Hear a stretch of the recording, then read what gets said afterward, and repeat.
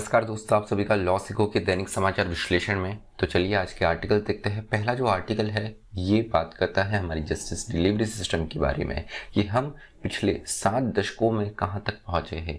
क्या हमारे देश में जो इंस्टेंट जस्टिस हो रही है ये कितने हद तक सही है, इस बारे में बात करता है। उसके बाद में आज का जो दूसरा आर्टिकल है ये हिमाचल प्रदेश की हाटी कम्युनिटी के बारे में बात करता है, जो कि एसटी स्टेटस की मांग काफ़ी लंबे समय से कर रही थी और अब इन्हें ये एसटी स्टेटस बहुत ही जल्द मिलने वाला है। उसके बाद में न्यूज़ अपडेट और लीगल न्यूज़ है जो कि लॉ सीखो के अपने इनिशिएटिव है।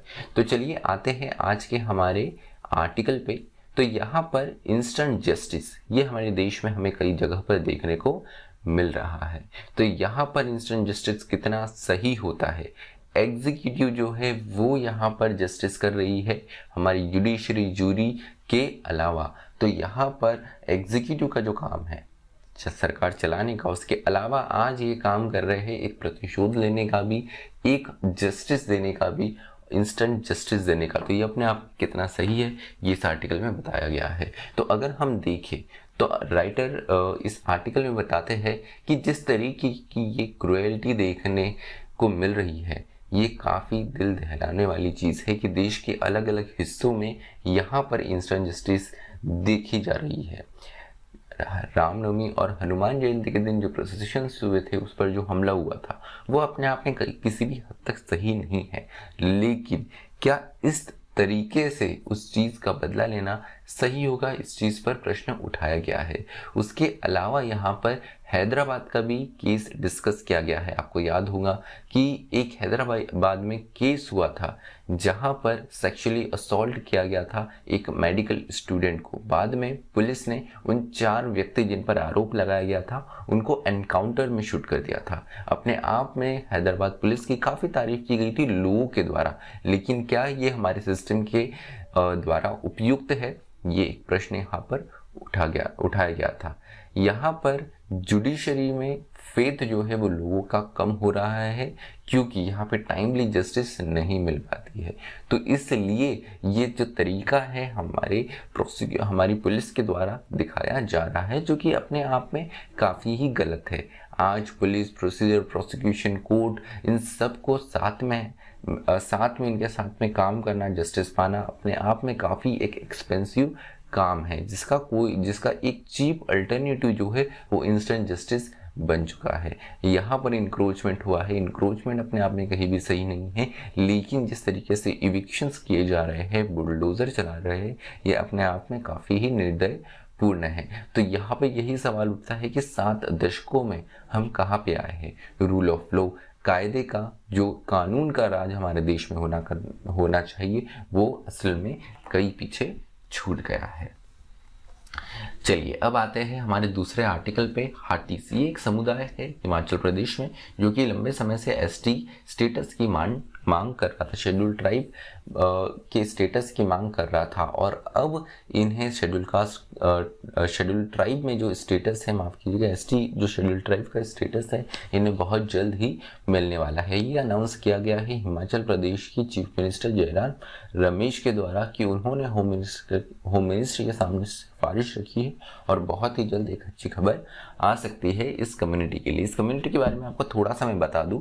ये कम्युनिटी जो है इनकी कुल आबादी हिमाचल प्रदेश में 3 लाख की है। हिमाचल प्रदेश की जनसंख्या के हिसाब से एक बड़ी आबादी है, काफ़ी स्ट्रॉन्ग आबादी है। उसके बाद में इनका अगर प्रेजेंस देखें तो ये सिरमौर और शिमला रीजन के आसपास मिलता है। उत्तराखंड में भी इनकी एक सिग्निफिकेंट पॉपुलेशन है। हाथी जो है ये एक कम्युनिटी है जो कि कृषि का काम करती है, साथ ही ऊन और इससे जुड़े हुए व्यापार भी ये करती है और इससे ही जुड़े आसपास के जो व्यापार है उसमें इनका रोल रहता है। यहाँ पर अगर हम देखें तो हिमाचल प्रदेश और उत्तराखंड की जो बेसिन है यहाँ पर गिरी और टॉन रिवर का, वहाँ पर इनका पॉपुलेशन है।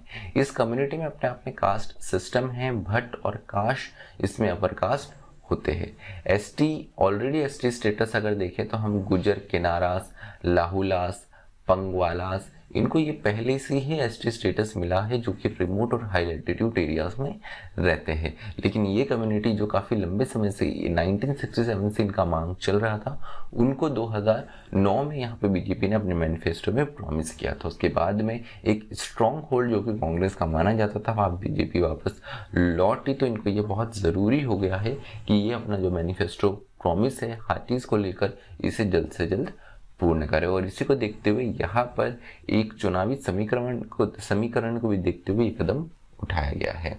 तो चलिए न्यूज़ अपडेट की ओर आते हैं। न्यूज़ अपडेट जो है उसमें पहली जो खबर है, भलसवा जो लैंडफिल है नॉर्थ दिल्ली में, इसमें आग लग गई है और ये कंटिन्यूसली आग जो है ये 36 घंटों से चल रही है। इसको बुझाने के लिए काफ़ी ज़्यादा प्रयास किए जा रहे हैं, लेकिन अभी तक कोई ऐसी सफलता नहीं मिली है। दूसरी खबर है सलीम घोष के बारे में। ये एक एक्टर है, इनकी 70 वर्ष की आयु में निधन हो गया है। भारत एक खोज जो टीवी शो था, डीडी पर आता था, उसमें इन्होंने प्रमुख भूमिका भी निभाई थी। इसके अलावा सरदाई, बेगम, सोल्जर जैसी भूमिका में भी इनका प्रमुख योगदान रहा है। उसके अलावा यहाँ पर अगर हम देखें तो हिंदी वर्जन जो है डिज्नी लायन किंग का, ये भी इन्होंने डब किया है। अगली खबर है मध्य प्रदेश से। मध्य प्रदेश में पूर्व चीफ मिनिस्टर कमलनाथ और लीडर ऑफ अपोजिशन जो थे अभी एमपी असेंबली में, कमलनाथ, इन्होंने अपना रेजिग्नेशन दे दिया है। रेजिग्नेशन देने के पीछे के ऐसे कुछ प्रमुख कारण अभी तक नहीं सामने आए, लेकिन अपने आप में एक बड़ी खबर है। अगली खबर है इंग्लैंड से। इंग्लैंड की जो टेस्ट टीम है, अब इसके नए कप्तान होंगे बेन स्टोक्स। बेन स्टोक्स जो है काफ़ी लंबे समय से एक सीनियर खिलाड़ी है, ऑलराउंडर है। 30 वर्ष की इनकी आयु है। 5061 रन के साथ में 174 विकेट जो है टेस्ट में इनके नाम है।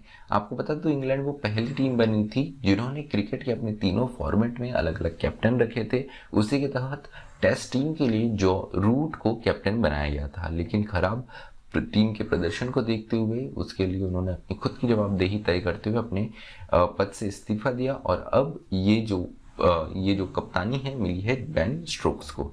लीगल न्यूज़ की ओर आते हैं तो आज की जो पहली लीगल न्यूज़ है वो ये है कि सुप्रीम कोर्ट ने rule 17 of the 2021 draft criminal rules on practice पे क्लैरिफिकेशन देते हुए कहा है कि बेल ऑर्डर जिस दिन दिया जाता है ये फर्निश भी उसी दिन होनी चाहिए। ये ऑर्डर दिया गया है in agree to issue certain guidelines regarding inadequacy and deficiency in criminal trial versus state of Andhra Pradesh के केस में। अगली खबर है आईबीसी के बारे में, insolvency and bankruptcy code. Supreme court ने क्लैरिफिकेशन देते हुए कहा है कि ये कोई मनी रिकवरी प्रोसीडिंग नहीं है। यहाँ पे कॉर्पोरेट डेटर को फीट पे लाने के लिए ये प्रोसेस चलाई जाती है। ये निर्णय जो है सुरेश कुमार कनकारिया वर्सेस के जीगीबाई के केस में दिया गया। तो चलिए आज का विश्लेषण हमारा यही समाप्त होता है। एक काफ़ी लंबी जर्नी रही थी हमारी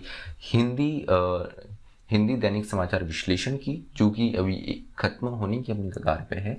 आप सभी का प्यार देने के लिए, जितना आपने सपोर्ट करा उसके लिए खूब खूब धन्यवाद।